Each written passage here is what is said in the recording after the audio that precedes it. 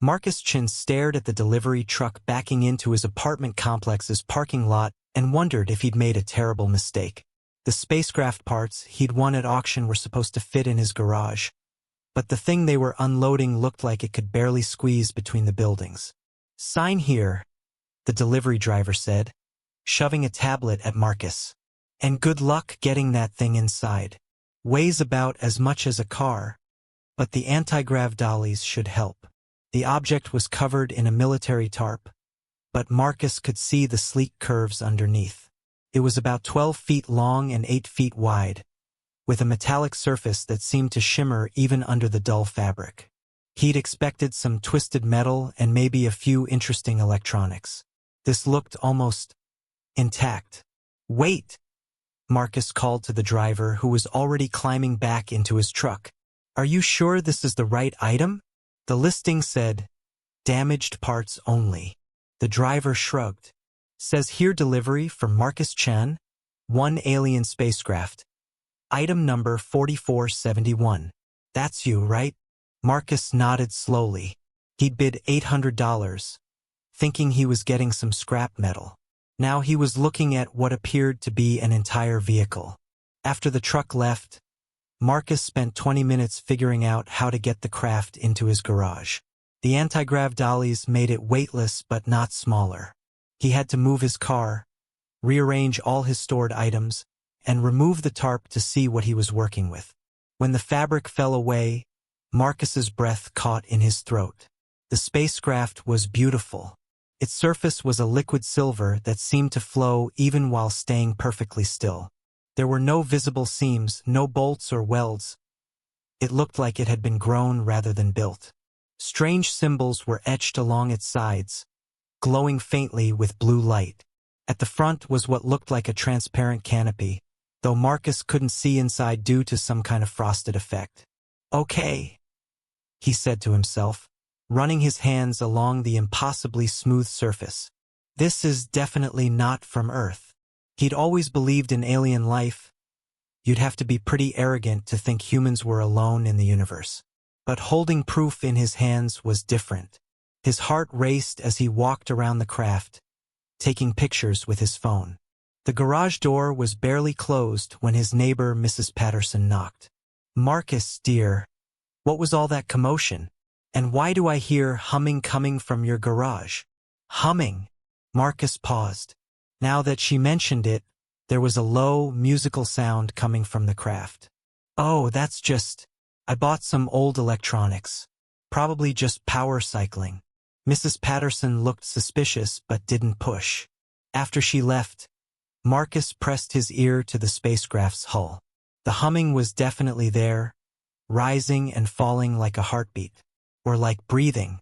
For 3 days, Marcus researched everything he could find about the craft.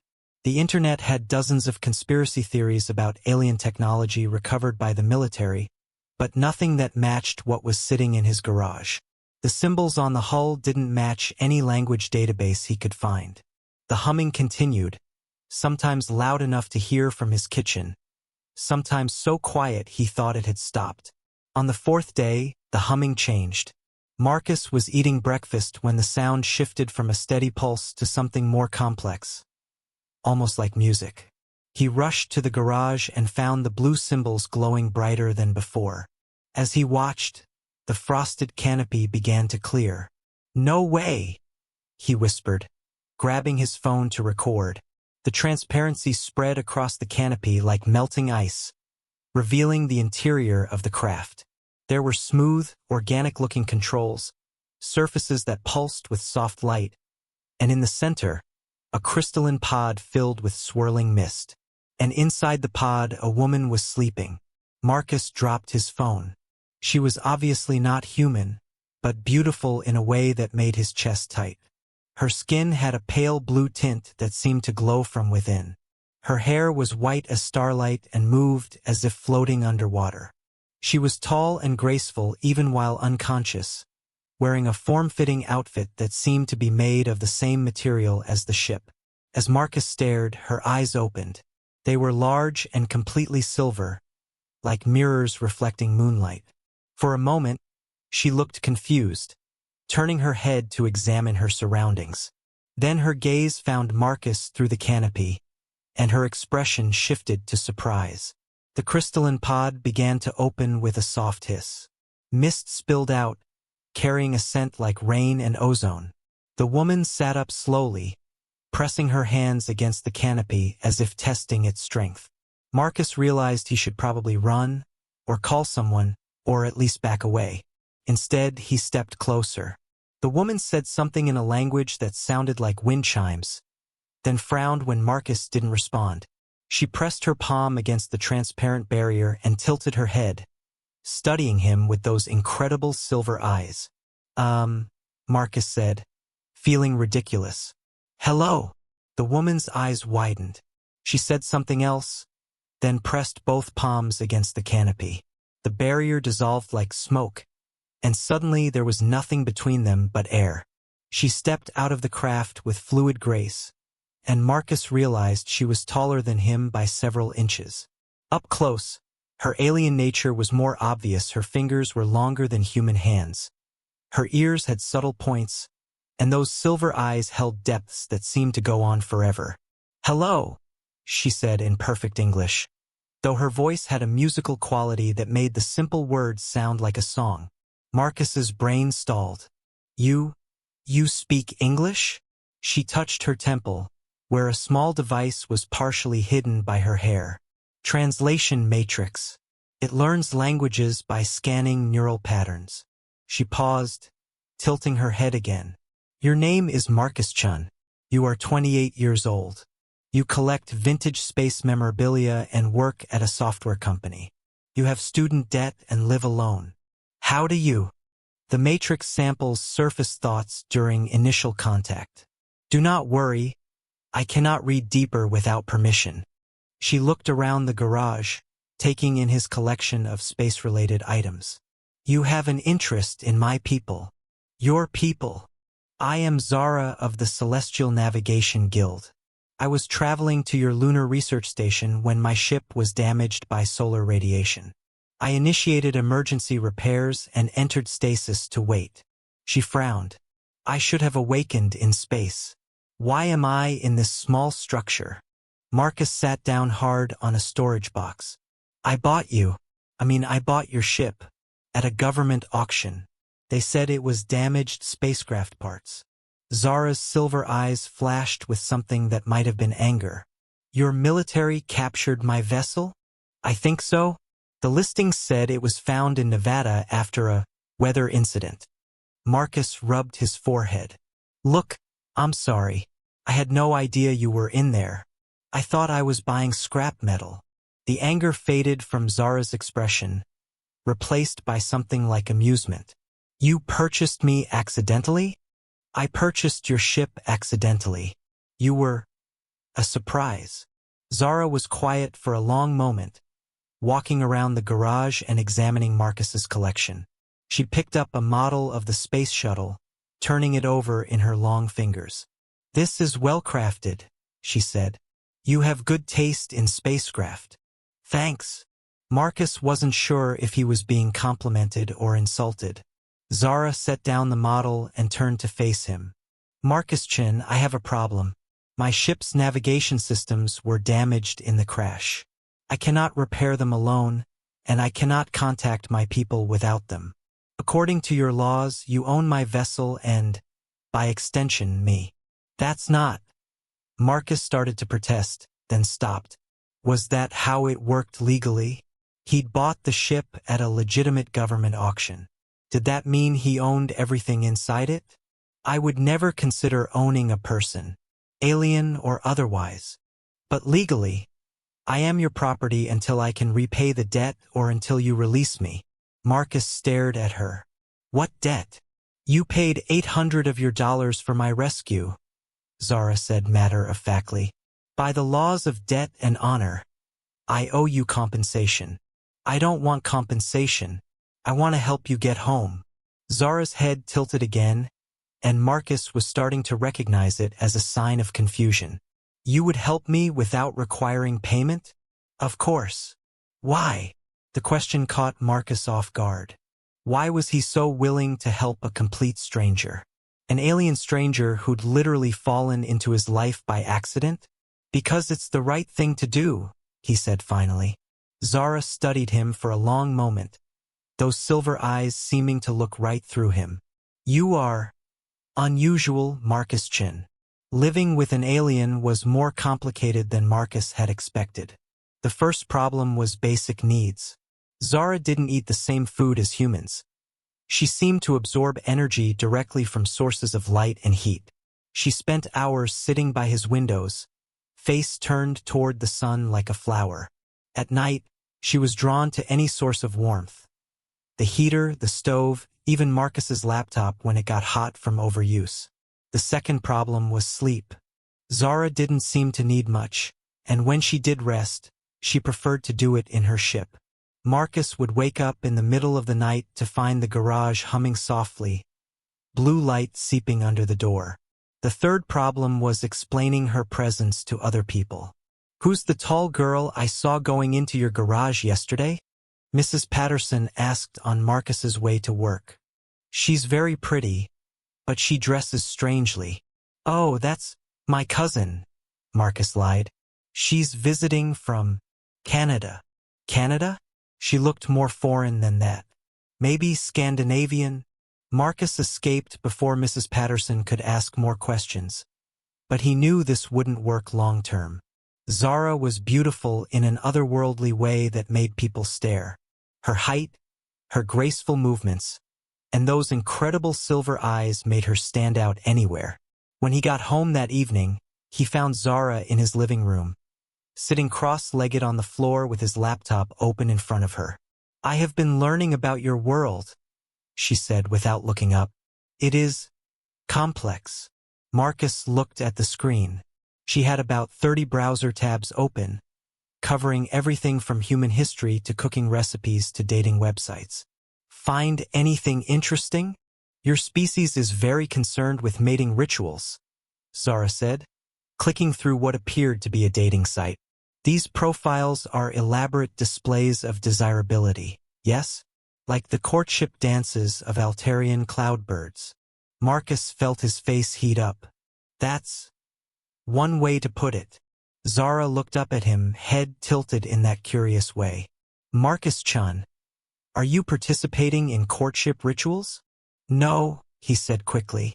I mean, not actively. I've been focusing on work and school. Ah, she turned back to the laptop. That explains the loneliness.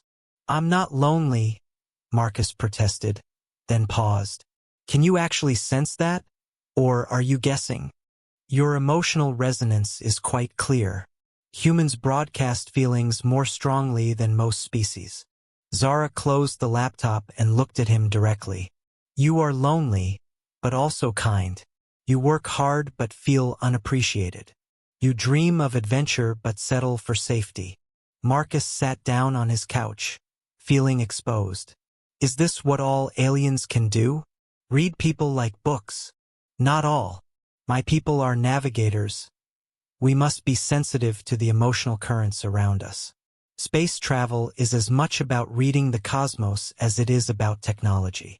Zara moved to sit beside him, though she left careful space between them.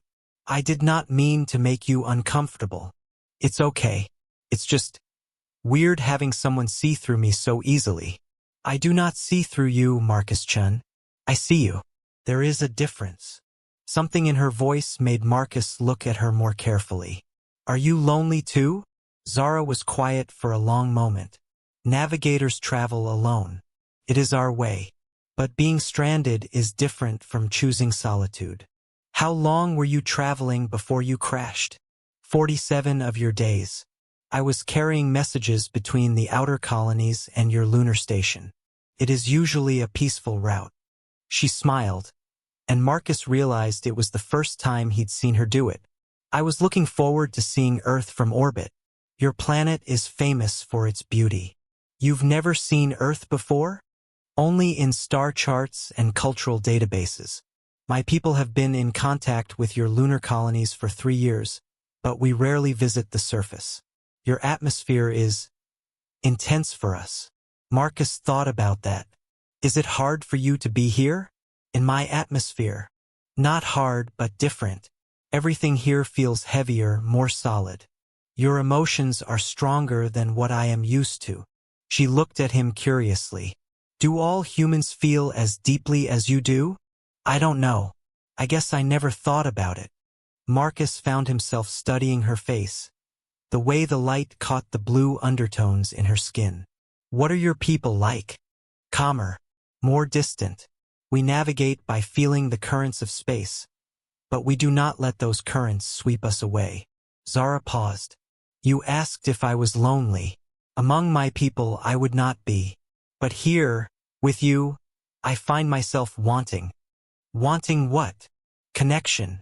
Your species forms bonds so easily, so completely. It is fascinating. Marcus felt something shift in the air between them. Zara, can I ask you something? Of course. When you said I legally owned you because I bought your ship, were you serious? Zara looked down at her hands. By the laws of my people, yes. You rescued me and provided shelter. Until I can repay that debt, I am bound to you. What if I just forgave the debt, said you didn't owe me anything? That is not how debt works among navigators. Actions have consequences. Debts must be repaid. She met his eyes. But there are different ways to repay debt, such as service, labor, companionship. Her cheeks darkened slightly, the blue tint becoming more pronounced. Partnership. Marcus's heart rate picked up. Partnership. Among my people, when a debt cannot be repaid with material goods, it can be settled through bonding. The debtor becomes, what is your word? Married to the creditor. Married. Marcus's voice cracked slightly. It is practical. The debtor provides service and companionship, and the creditor provides protection and resources. Zara was looking at her hands again. It is an honorable arrangement. Marcus stared at her. Are you proposing to me? I am explaining options, Zara said. But her blue cheeks were definitely darker now. Your customs are different. I do not wish to assume. Marcus's mind raced. This was insane. He'd known Zara for less than a week. She was an alien from another world. The logical thing would be to help her fix her ship and send her home.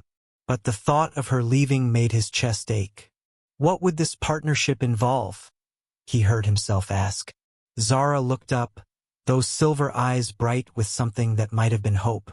We would share resources, provide mutual support, face challenges together. Among my people, bonded pairs often navigate together, two minds working as one. And you'd want to do that? With me. Marcus Chen, Zara said softly. In the few days I have known you, I have felt more connected to another being than in all my years of traveling alone. You are kind without expecting reward. You offer help without demanding payment. You make me feel. She paused, searching for words. You make me feel less lost. Marcus reached out slowly and took her hand. Her fingers were longer than his, but they fit together perfectly. Her skin was warm and incredibly soft. I make you feel less lost? He asked. Yes. Do I make you feel less lonely? Marcus looked into those incredible silver eyes and knew his answer. Yes. So, Marcus said the next morning over breakfast. If we're going to do this partnership thing, what exactly does it involve?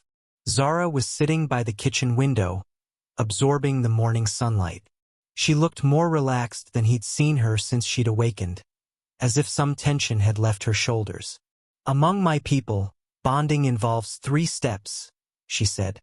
First, the declaration of intent.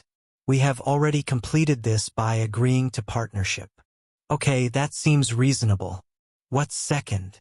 The sharing of essence.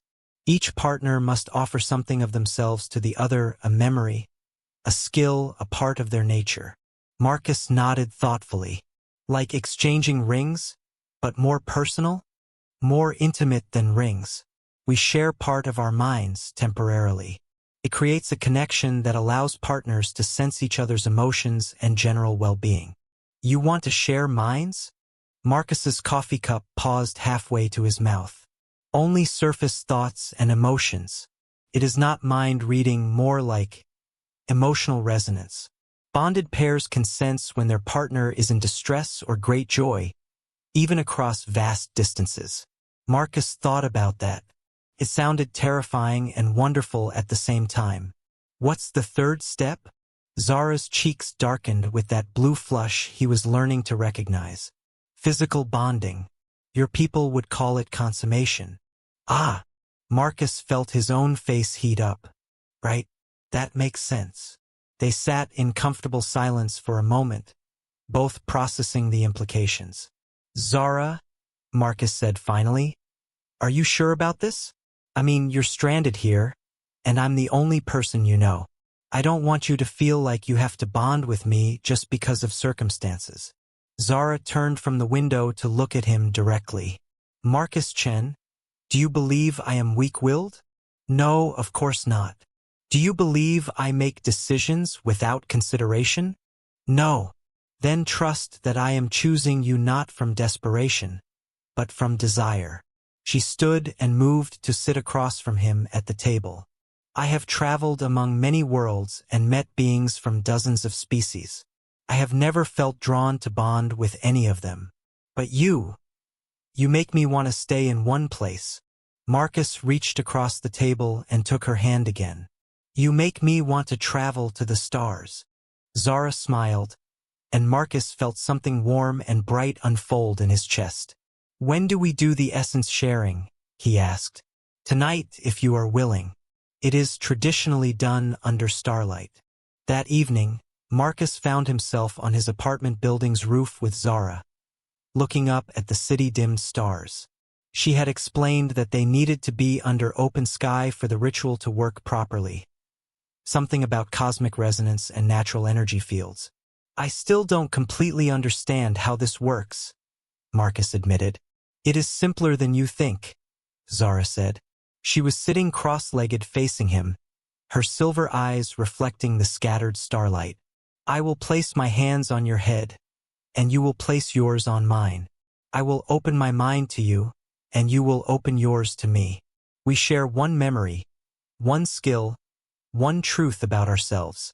What if I accidentally share something embarrassing? Then I will know you better, Zara said with a small smile. Are you ready?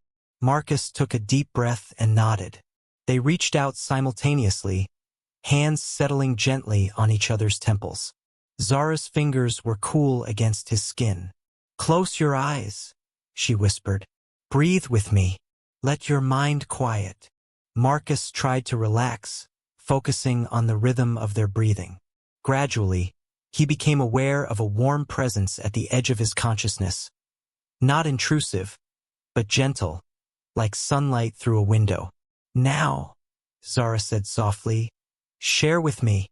Without really thinking about it, Marcus found himself remembering the first time he'd seen Saturn through a telescope.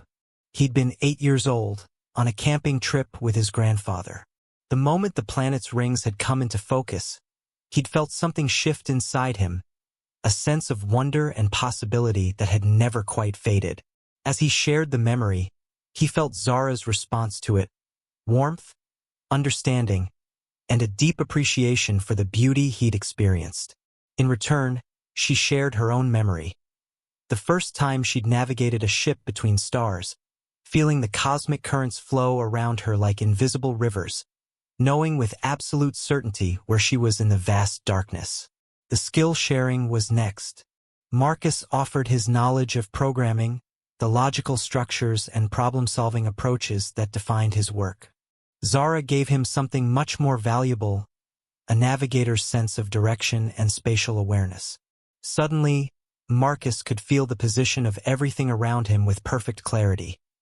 The building beneath them, the city sprawling in all directions, even the gentle curve of the earth itself. For the final exchange, their deepest truths, both hesitated. I am afraid, Zara whispered, her voice barely audible. Of what? Of wanting this too much. of letting myself hope for happiness and then losing it. Marcus felt her fear like a cold wind, but underneath it was something warmer. A longing so deep it made his throat tight. "I'm afraid too," he admitted. "I'm afraid I'm not enough. That you'll realize you made a mistake bonding with someone ordinary." "Marcus Chen," Zara said, and he could feel her amusement and affection flowing through their connection. "There is nothing ordinary about you." The sharing deepened, and suddenly Marcus could feel everything Zara was feeling: her wonder at human emotions, her growing attachment to him, her hope for their future together. In return, she experienced his loneliness, his dreams of adventure, and the way she made him feel like he was finally becoming the person he was meant to be. When they finally opened their eyes and lowered their hands, the world looked different. Marcus could sense Zara's presence like a warm glow in the back of his mind, and he knew she could sense his. "How do you feel?" she asked. Marcus considered the question. He felt more centered than he ever had before, as if someone had handed him a map to his own heart. "Complete," he said finally. "How about you?" "Home," Zara said simply. They sat in comfortable silence, hands still touching, sharing the night sky and the new connection between them. "So," Marcus said after a while, "what happens now?" Zara's smile was answer enough. The physical bonding was everything Marcus had hoped for and more.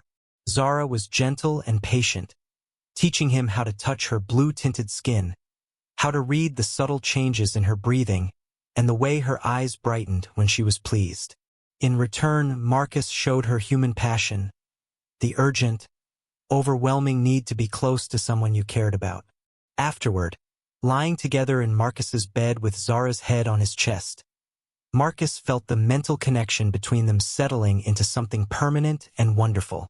He could sense her contentment, her amazement at human physical bonding, and underneath it all, a deep sense of belonging. "So," he said, running his fingers through her starlight hair, "we're officially bonded now? According to the laws of my people, yes. You are my bondmate, and I am yours." "What does that mean, practically speaking?" Zara propped herself up to look at him. "It means we are partners in all things. Your successes are my successes, your challenges are my challenges. Where you go, I go. What threatens you, threatens me." Marcus thought about that. "What about your people? Will they accept me as your bondmate?" The Navigation Guild recognizes bonds formed under necessity. As long as the partnership is true and willing, they will honor it. "And is it? True and willing?" Zara leaned down and kissed him softly. "What do you think?" Marcus was about to answer when his phone rang. He glanced at the screen and groaned. "Work?" Zara asked. "Worse. My mother." Marcus's relationship with his family was complicated. His parents had immigrated from Taiwan before he was born, and they'd worked incredibly hard to build a successful life in America. They loved him, but they also had very specific expectations about his career, his relationships, and his future. "Hi, Mom," he said, answering the phone. "Marcus, I was just talking to Mrs. Chun from down the street, and she said her daughter Amy is single again. You remember Amy? She's a doctor now." Marcus sighed. "Mom, I've told you. You're 28, Marcus. You need to think about settling down, starting a family. Amy is perfect for you. She's successful, educated, and she comes from a good family." Zara was watching this conversation with great interest, her head tilted in that curious way. "Actually, Mom, I'm seeing someone." "You are? Why didn't you tell me? Who is she? What does she do?" Marcus looked at Zara, who was now grinning. "Her name is Zara. She's a navigator." "A navigator? Like for ships? Something like that. Is she Chinese?" "No, Mom. She's foreign." "How foreign?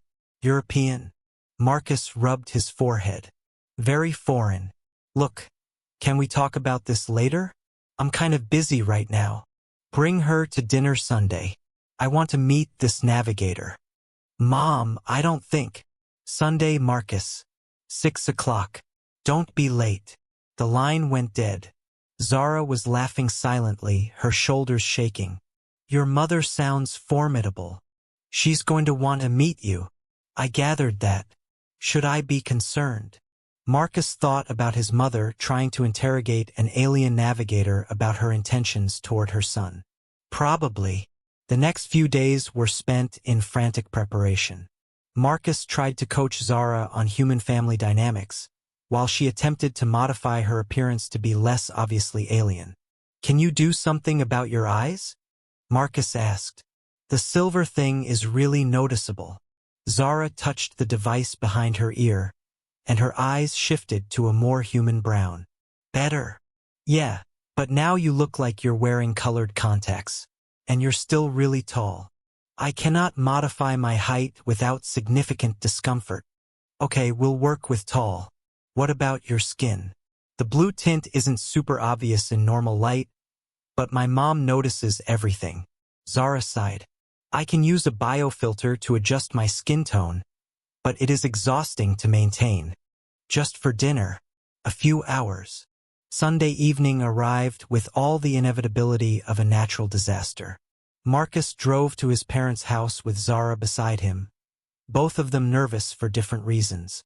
Remember, Marcus said as they pulled into the driveway, you're from, let's say, Iceland. That explains the height and the accent. You work for a shipping company doing navigation. We met through online dating. Iceland, Zara repeated. Shipping company. Online dating. I understand. Marcus's mother opened the door before they could knock, taking in Zara with sharp eyes that missed nothing. You must be Zara, she said in heavily accented English. I am Mrs. Chun. You are very tall. It is a pleasure to meet you, Mrs. Chen, Zara said, bowing slightly. Thank you for inviting me to your home. Marcus's mother looked surprised by the formal courtesy, but pleased. Come in, come in. Dinner is almost ready. The evening started well. Zara was polite and charming, answering questions about her work with carefully prepared responses. She complimented Mrs. Chen's cooking, asked appropriate questions about the family, and generally made a good impression. The problems started during dessert. So, Zara, Marcus's father said, what are your intentions toward our son? Zara straightened in her chair. I intend to bond with him for life, share all challenges and joys, and navigate the future together as partners. Marcus's parents exchanged glances. That's very serious, his mother said carefully. Among my people, bonding is the most serious commitment one can make, Zara replied. Your people? Marcus's father asked.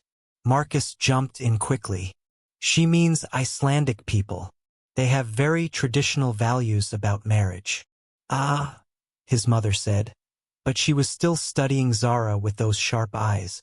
The conversation moved on to safer topics, but Marcus could tell his mother was filing away details for later analysis.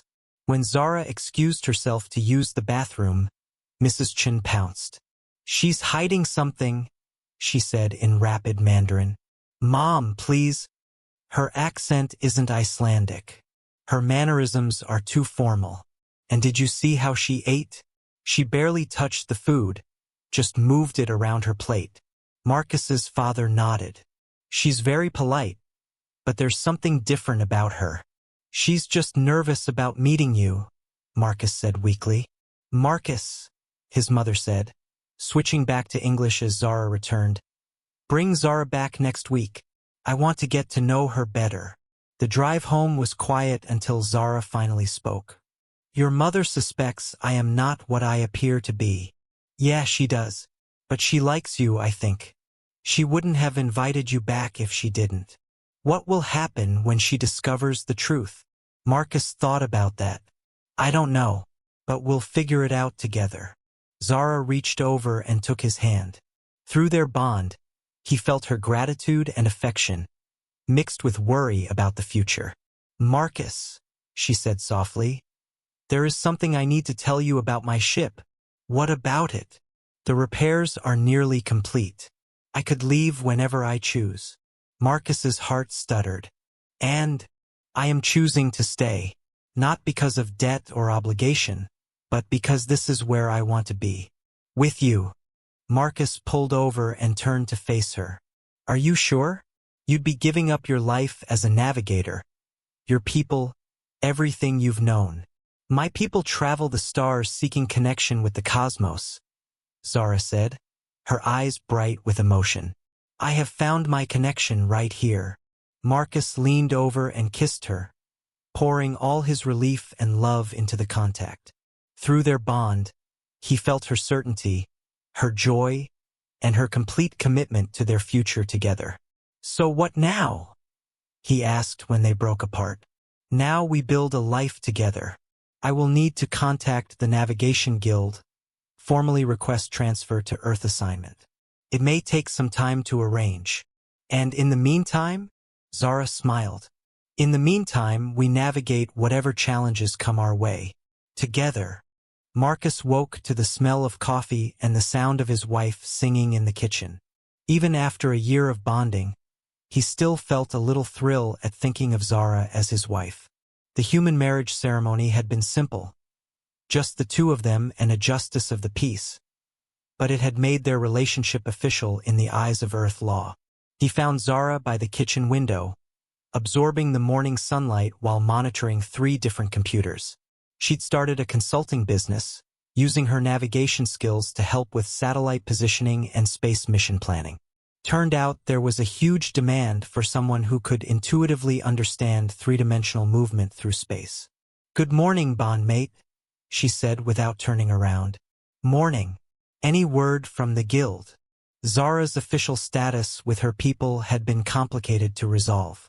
The Navigation Guild had initially been confused by her request to stay on Earth permanently, but after extensive negotiations, they'd agreed to designate her as Earth's first cultural liaison navigator. It was a new position that let her maintain her standing with her people while building a life on Earth. Yes, actually, I received a message this morning. They're sending a delegation to establish formal relations with Earth's government.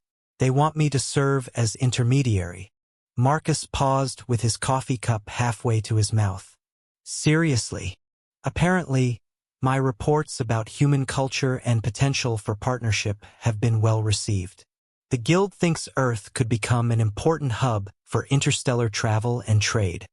Marcus set down his coffee and moved to wrap his arms around Zara from behind. That's amazing. You're going to be Earth's first alien ambassador. Cultural liaison, Zara corrected, leaning back against him.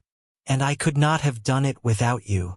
Your perspectives on human nature, your insights into Earth culture. They have been invaluable. Marcus thought about how much had changed in the past year. His job at the software company had evolved into something much more interesting when his boss discovered that his wife had an intuitive understanding of complex spatial algorithms. Now Marcus spent his days helping translate Zara's navigation concepts into code that human computers could use. His parents had eventually figured out that Zara wasn't from Iceland. The revelation had gone better than expected. His mother had always suspected something unusual, and his father had been surprisingly excited about having an alien daughter-in-law. They now bragged to their friends about Marcus's very special wife, and insisted on teaching Zara traditional Chinese cooking. Speaking of the guild, Zara said, turning in his arms, there's something else. Oh, the delegation will include my former training partner, Kess. She has requested permission to meet the human who convinced me to abandon my wandering ways. Marcus grinned. Should I be worried? Only if you are threatened by someone who has known me since childhood and possesses detailed knowledge of all my embarrassing early navigation mistakes. Now I'm definitely worried. Zara laughed and stretched up to kiss him. Do not be. Kess will understand why I chose to stay when she sees how you look at me. How do I look at you? Like I am the most precious thing in the galaxy. Marcus considered that. You are. They were interrupted by a knock at the door. Through the peephole, Marcus could see Mrs. Patterson holding what appeared to be a casserole dish. It's Mrs. Patterson, he told Zara. She probably wants to gossip about the new neighbors. But when Marcus opened the door, Mrs. Patterson was staring past him with wide eyes. Marcus, dear, she said slowly. Why is your wife glowing? Marcus turned to see Zara standing in a shaft of sunlight, her skin showing its natural blue luminescence as she absorbed the solar energy. In the past year, she'd gotten better at maintaining her human appearance, but sometimes she forgot when she was relaxed. Oh, Marcus said. It's a skin condition, Zara said calmly, stepping out of the direct sunlight.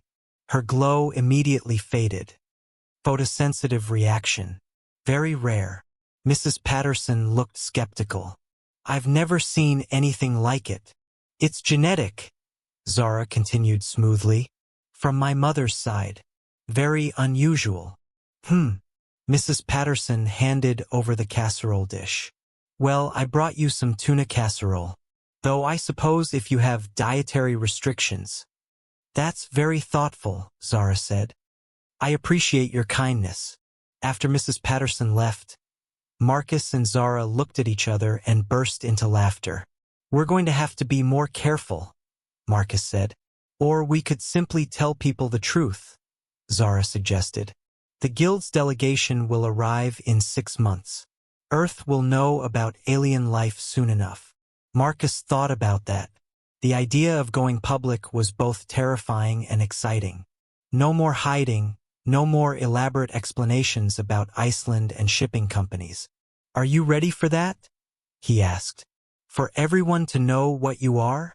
I am ready for everyone to know who I am, Zara corrected. I am a navigator of the Celestial Guild, bondmate to Marcus Chan, and proud resident of Earth. I have nothing to hide.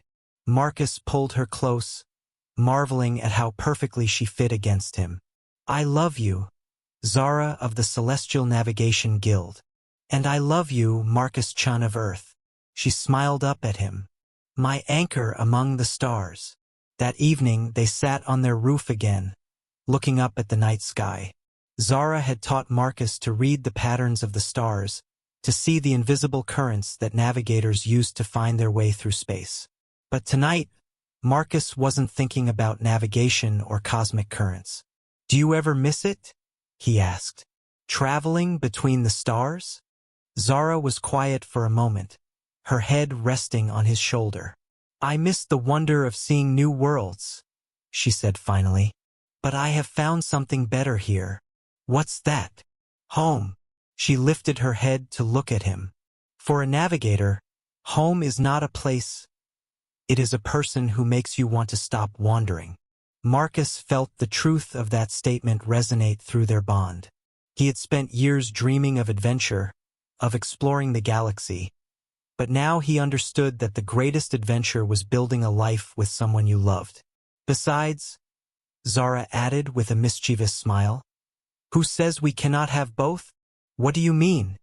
The Guild's new Earth assignment includes regular trips to the outer colonies, cultural exchange missions, and they specifically requested that liaison navigators be allowed to bring their bondmates.